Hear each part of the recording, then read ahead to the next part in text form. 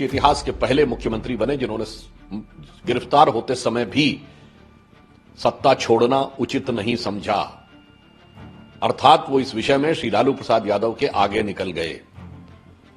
दूसरा गंभीर प्रश्न यह खड़ा होता है कि वो पार्टी है जो कहती थी कि हम देश में एक नई राजनीति लाएंगे ईमानदारी की, और स्वघोषित कट्टर ईमानदार का असली किरदार यह है कि न्यायालय के द्वारा याचिका खारिज होने के बाद भी हम सत्ता नहीं छोड़ेंगे।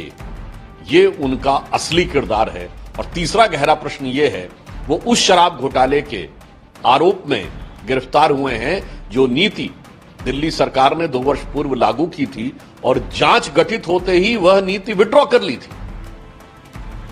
जितने भी अन्य मामले हुए हैं इससे पहले भ्रष्टाचार के, उनमें सरकारें अपने भ्रष्टाचार के आरोपी नेता और सरकारें ये कहते रहे कि हमारे साथ सही नहीं हुआ है वगैरह वगैरह, मगर ये तो नीति को विड्रॉ भी कर लिया और उसको डिफेंड भी कर रहे हैं। मैं पूछना चाहता हूं, अगर ये सही था तो विड्रॉ क्यों किया? इसलिए यह तकनीकी आधार के ऊपर जो भी न्यायालय ने निर्णय लिया है उसके आधार पर आपको उचित परिपालन करना चाहिए, और नैतिकता का आधार पूरी तरीके से ध्वस्त हो गया। और एक बिंदु और है, चूंकि ये याचिका कोर्ट ने खारिज की है, इन्होंने कई बार एस्केप करने की कोशिश की परंतु कोर्ट ने अनुमति नहीं दी, तो बड़ी विचित्र बात है।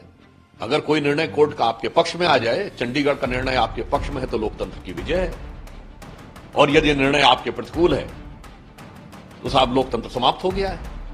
तो मुझे लगता है देश की जनता इस किरदार के दोहरे चरित्र को भली भांति समझ रही है। सर, आम आदमी पार्टी के द्वारा आरोप लगाया जा रहा है कि अनाउंसमेंट हो गया उसके बाद किसी पार्टी के अध्यक्ष को इस तरह से करने का गिरफ्तार किया जाता है, सरकार से प्रचार से हटाना चाहती है। बहुत स्पष्ट रूप से कहना चाहूंगा, सरकार ने किसी भी पार्टी के कन्वीनर को गिरफ्तार नहीं किया है।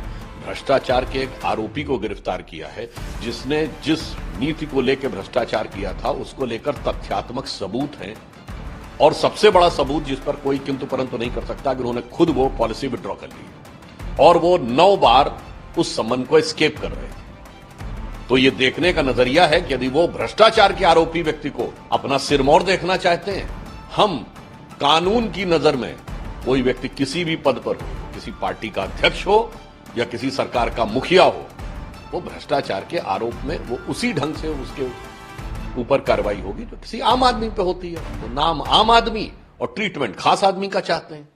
इंडिया अलायंस के हर नेता अरविंद केजरीवाल के साथ खड़ा है, चाहे कांग्रेस हो, चाहे कपिल सिब्बल हो या लालू हो, हर पार्टी इंडिया अलायंस का उसके साथ खड़ा है। इंडिया अलायंस के गठबंधन के अन्य दल जो कि सभी मतलब जेएमएम, राजद, सपा, कांग्रेस आई, आप और कांग्रेस आई, ये सारे मौसेरे भाई एक ही रंग में रंगे हुए हैं। परंतु ज्यादा विचित्र या यूं कहूं कि अपनी स्थिति हास्यास्पद बना लेते हैं कि मात्र कुछ समय पहले की तो बात है जब कांग्रेस पार्टी ने खुद प्रेस कॉन्फ्रेंस की थी, अजय माकन जी ने, कि शराब में घोटाला हुआ है और अरविंद केजरीवाल जी पे कार्रवाई होनी चाहिए।